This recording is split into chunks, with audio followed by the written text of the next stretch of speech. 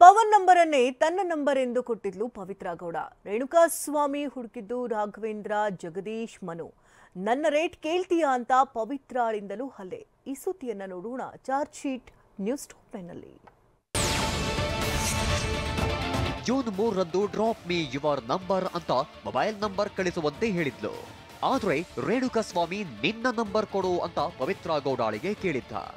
ಆಗ ಪವನ್ನ ನಂಬರ್ ಅನ್ನೇ ತನ್ನ ನಂಬರ್ ಅಂತ ಪವಿತ್ರ ನೀಡಿದ್ಲು. ನಂತರ ನಂಬಿಕೆ ಬರುವಂತೆ ಪವಿತ್ರ ಮಾತನಾಡಿ ವಾಟ್ಸ್ಆಪ್ ಮೆಸೇಜ್ ಕಳುಹಿಸಲು ಪ್ರೇರೇಪಿಸಿದ್ಲು. ಅಡ್ರೆಸ್ ಕಲೆಕ್ಟ್ ಮಾಡಿದ್ಲು. ನಂತರ ಪವನ್ ವಿನಯ್ಗೆ ಮಾಹಿತಿ ನೀಡಿದ್ದ. ರೇಣುಕಾಸ್ವಾಮಿ ವಿಳಾಸ ಸಿಕ್ಕ ಬಳಿಕ ರಾಘವೇಂದ್ರ, ಜಗದೀಶ್, ಮನು ಮೂವರು ಸೇರಿ ರೇಣುಕಾಸ್ವಾಮಿಯನ್ನ ಹುಡುಕಾಡ್ತಾರೆ. ಚಿತ್ರದುರ್ಗದಲ್ಲಿ ಪತ್ತೆ ಮಾಡಿ ರೇಣುಕಾಸ್ವಾಮಿ ಮನೆ ಬಳಿಗೆ ಹೋಗ್ತಾರೆ. ತಂಗಿ ಸ್ಕೂಟರ್ನಲ್ಲಿ ಹೊರಟಿದ್ದ ರೇಣುಕಾಸ್ವಾಮಿಯನ್ನ ಫಾಲೋ ಮಾಡಿ ರೇಣುಕಾಸ್ವಾಮಿ ಫೋಟೋವನ್ನ ವಿನಯ್ಗೆ ಕಳುಹಿಸ್ತಾರೆ. ನಂತರ ಬಾಲಾಜಿ ಬಾರ್ ಬಳಿ ರೇಣುಕಾಸ್ವಾಮಿಯನ್ನ ಕಿಡ್ನಾಪ್ ಮಾಡ್ತಾರೆ. ಬೆಂಗಳೂರಿನ ಪಟ್ಟಣಗೆರೆ ಶೆಡ್ಗೆ ಕರೆತರ್ತಾರೆ.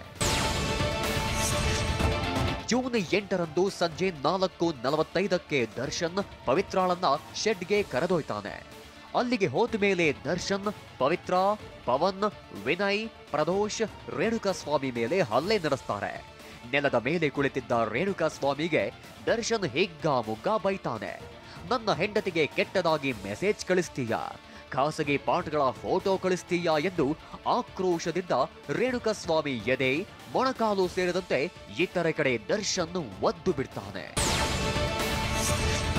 ಪಟ್ಟಣಗೆರೆ ಶೆಡ್ಗೆ ರೇಣುಕಾಸ್ವಾಮಿಯನ್ನ ಕರೆತಂದು ಒಂದು ರೌಂಡ್ ಹಲ್ಲೆ ಮಾಡಿದ ಬಳಿಕ ದರ್ಶನ್ ಪ್ರದೋಷ್ಗೆ ಹೇಳಿ ರೇಣುಕಾಸ್ವಾಮಿ ಫೋನ್ ಚೆಕ್ ಮಾಡಿಸ್ತಾನೆ. ಅದರಲ್ಲಿ ಅಶ್ಲೀಲ ಮೆಸೇಜ್ ಇರೋದು ಕನ್ಫರ್ಮ್ ಮಾಡಿಕೊಳ್ತಾನೆ. ಮೊಬೈಲ್ನಲ್ಲಿದ್ದ ಮೆಸೇಜ್ ಓದುತ್ತಲೇ ಕಾಮಿಷ್ಟ ಅಂತ ಹೊಟ್ಟೆಗೆ ಒದೀತಾನೆ. ನೆಲದ ಮೇಲೆ ಬಿದ್ದ ರೇಣುಕಾಸ್ವಾಮಿ ಎದೆಯ ಮೇಲೆ ತನ್ನ ಶೂ ಕಾಲಿಂದ ತುಳಿದು ಹಿಂಸೆ ಕೊಡ್ತಾನೆ. ಅಲ್ಲದೆ ಎಡಕಿವಿ ಮತ್ತು ತಲೆ ಭಾಗಕ್ಕೆ ಶೂ ಕಾಲಿಂದ ಜೋರಾಗಿ ಒದೆಯುತ್ತಾನಂತೆ.